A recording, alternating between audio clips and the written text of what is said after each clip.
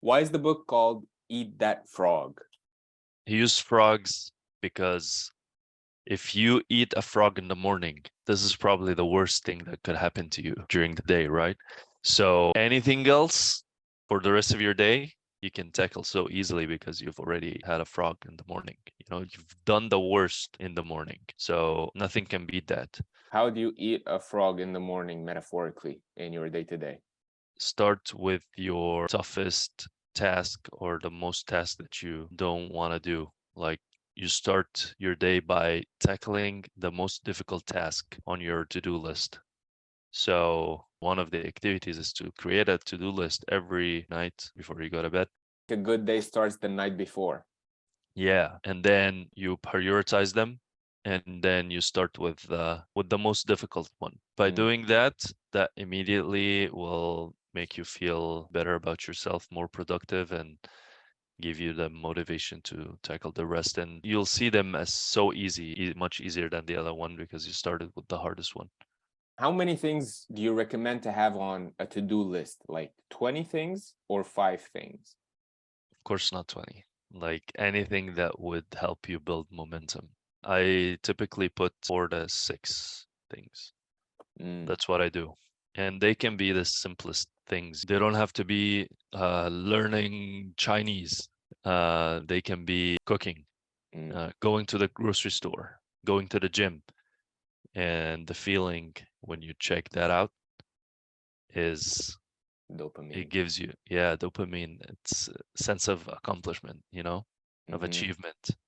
Yes. So you mentioned they don't have to be big things. They can be simple things. I started to pay more attention to high impact, high income activities and other activities that are not important and are not high impact and are not high income. So to me, making a video is the high income activity. It has potential. And it's also the task that I have more resistance towards. It is the ugliest frog internally. Sometimes I don't want to do it, but I do it anyway. Talk to myself, I motivate myself, I remind myself of why I'm doing it, and then I do it. And after I do it, I'm so proud, especially when people see it, family, friends, and they tell me, oh, I learned something. It means the world to me. So it's nice to have harmony in the things that we do. Sometimes it's nice to everything's coming easy, with ease, smooth, with grace. But sometimes to get to where we want, we have to push. We have to eat that ugly frog. And I Hmm. remind myself every day in my morning routine that I push the boulder up the hill.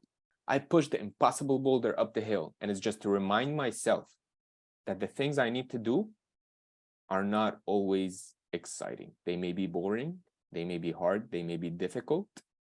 If I have to script a video, then I'm gonna sit down with a pen and paper and write every word that I want to say. And I like to do it on paper, not on the computer, because on paper, I'm more emotionally engaged and there's more focus, but it takes longer and it's more physical effort, but I do it. I remind myself I have to do the boring things. This is what makes the difference.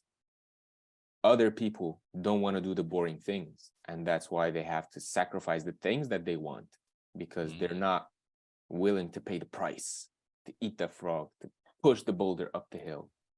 Yeah, I saw on YouTube once someone says if it was easy, everybody would have done it, right?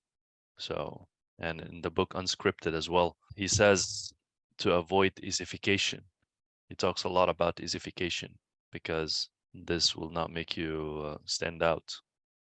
Mm. If this thought, like if an easy project, easy idea, simple idea came to your mind and is so easy to apply, probably on someone else's mind too.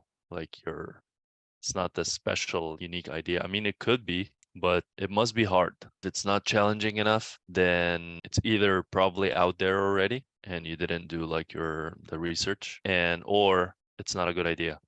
So I have something to say about, you mentioned momentum and something to say about easification. So actually pushing that boulder up the hill is just in the beginning.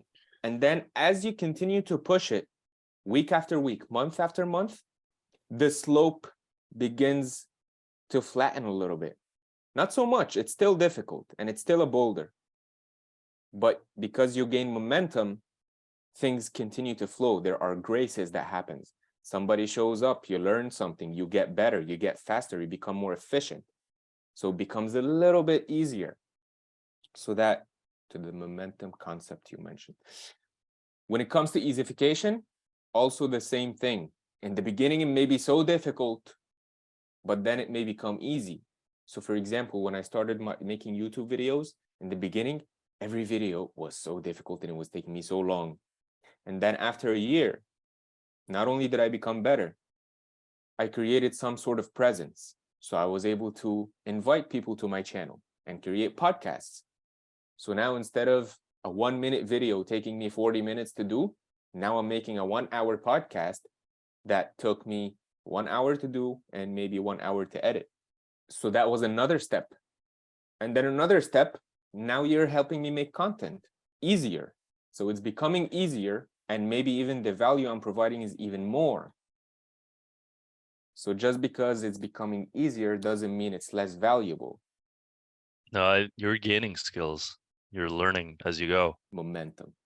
Momentum, baby. It's key. Yeah, you have to keep both in mind, that sometimes you have to do difficult things, and also things get easier. As you get better, things get better. Yes.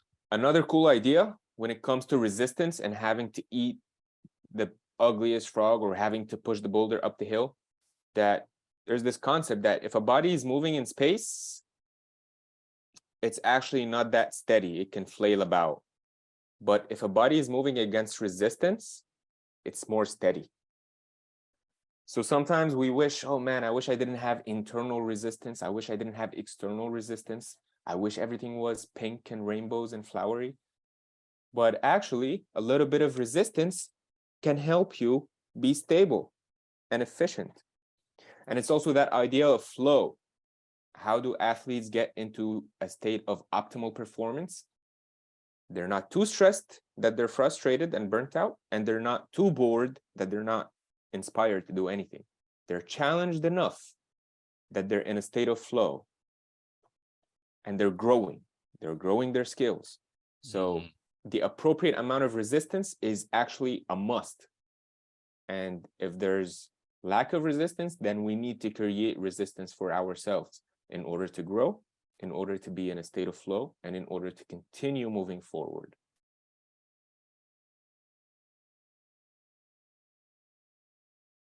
Woo, woo, woo, woo, woo.